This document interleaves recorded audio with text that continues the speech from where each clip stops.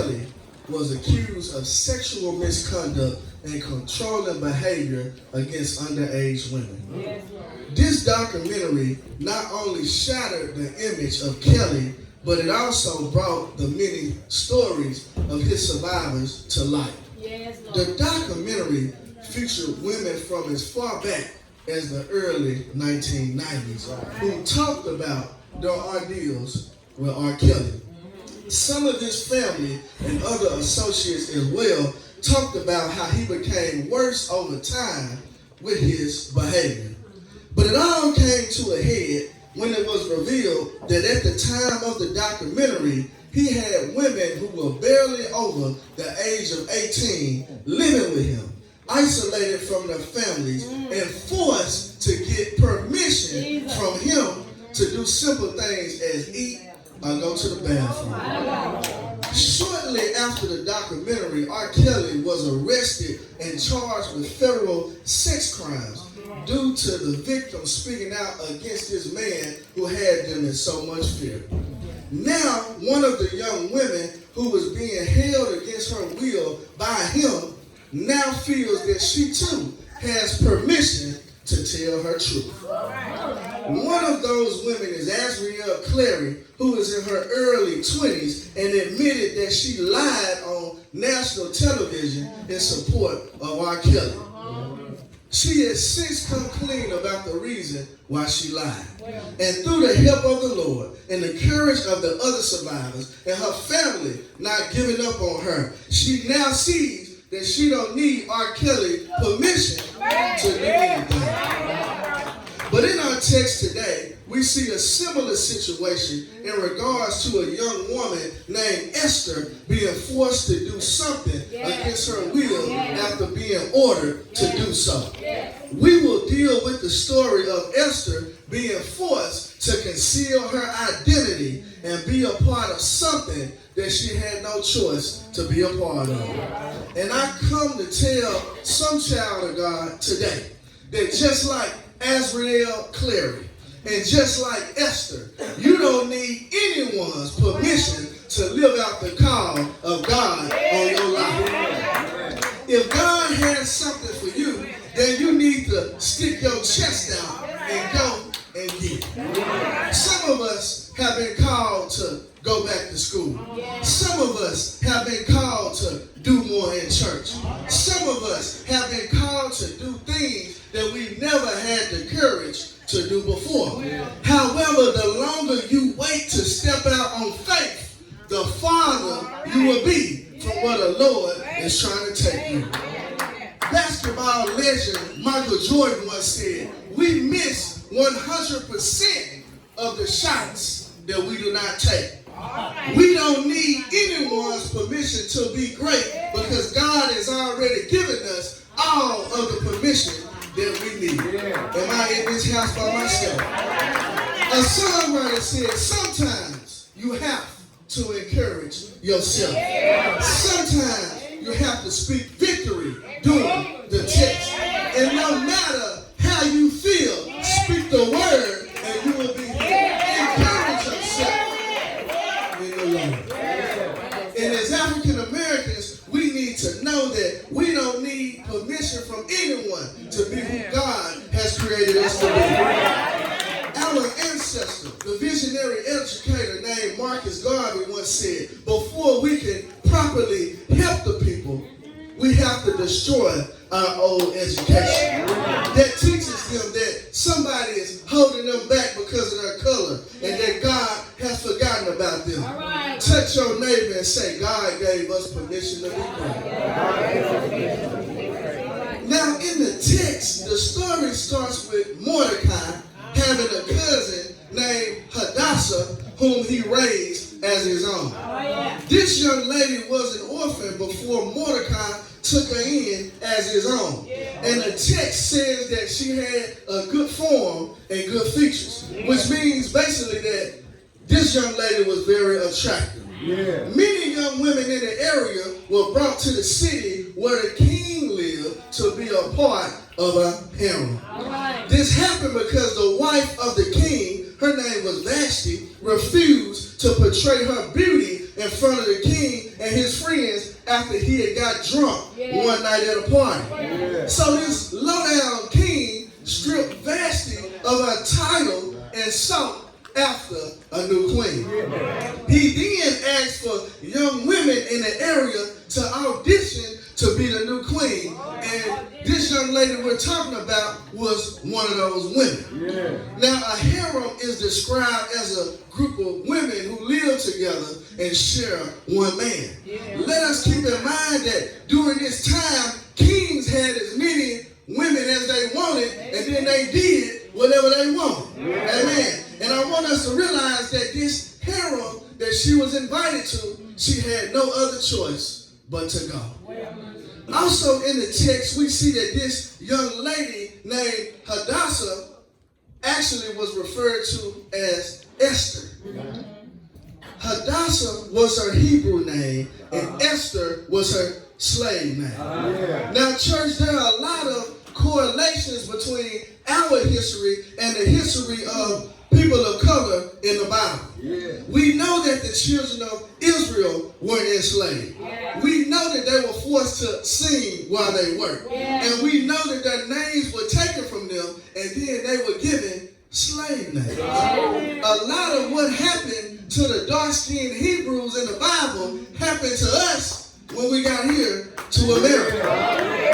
But to our text, isn't it a shame that Mordecai took his adopted daughter into a situation like this one? This shows us that not all parents are good parents. And this makes me think about today when some parents sell their own children into sex trafficking. As a matter of fact, over 1 million children are reported to be sold into sex trafficking each year.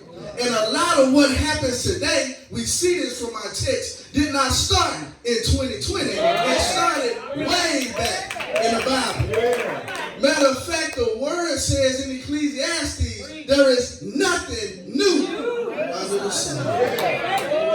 But church, our children should be protected and never exploited. Children are precious gifts from God, and shame on anyone who decides to exploit a child.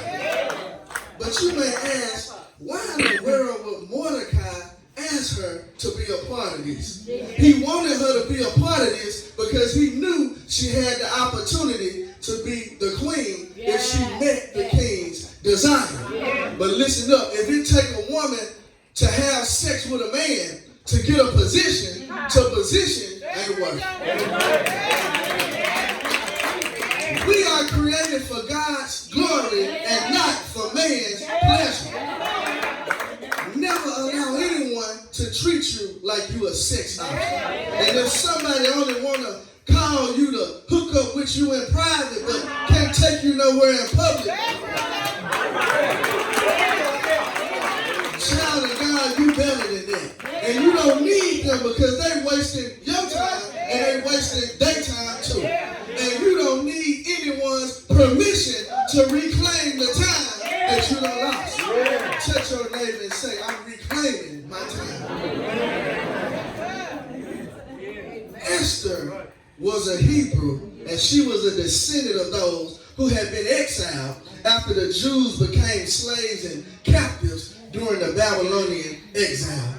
Her cousin / adopted father, Mordecai, told her not to reveal her identity so that she could become the queen. Now, I want to suggest that she could fool the king and not reveal her identity because more than likely she could pass for something that she was not. During slavery, the slave masters had children by a lot of the slaves, and it caused a lot of us to have different shades of black people.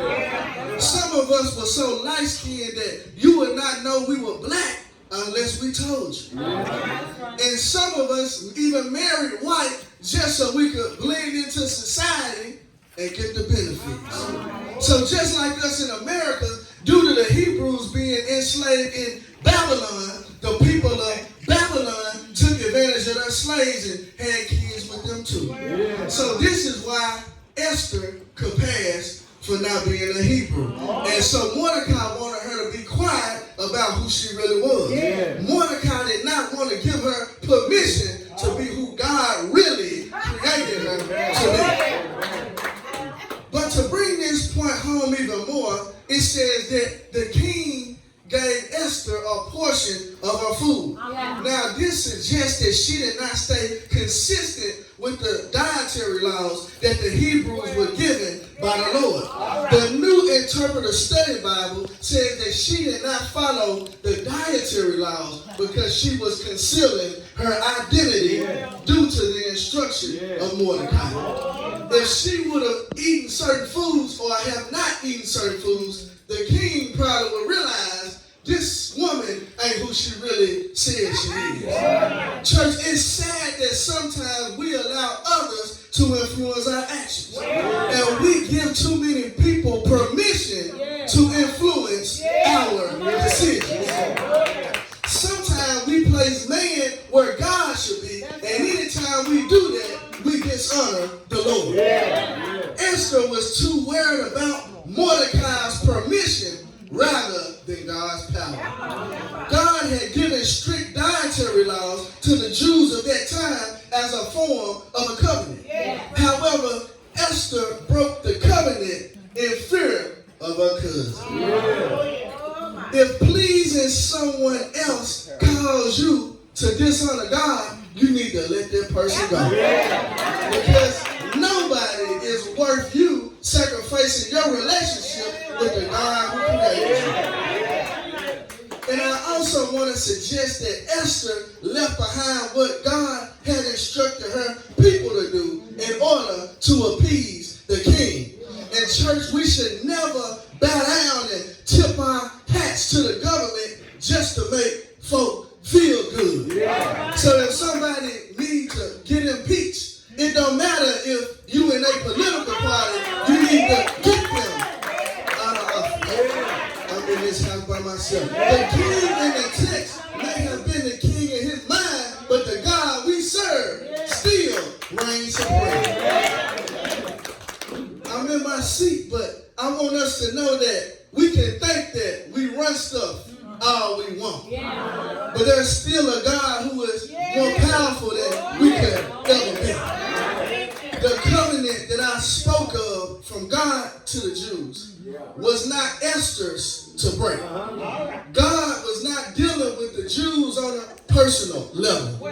God was dealing with them as a community. And we also, as a people, need to realize that God sees us as a person, but God also sees us as a community. The individual has to realize this so that we can go out and show people who God wants us to be. We don't need permission from others to be who God created us to be.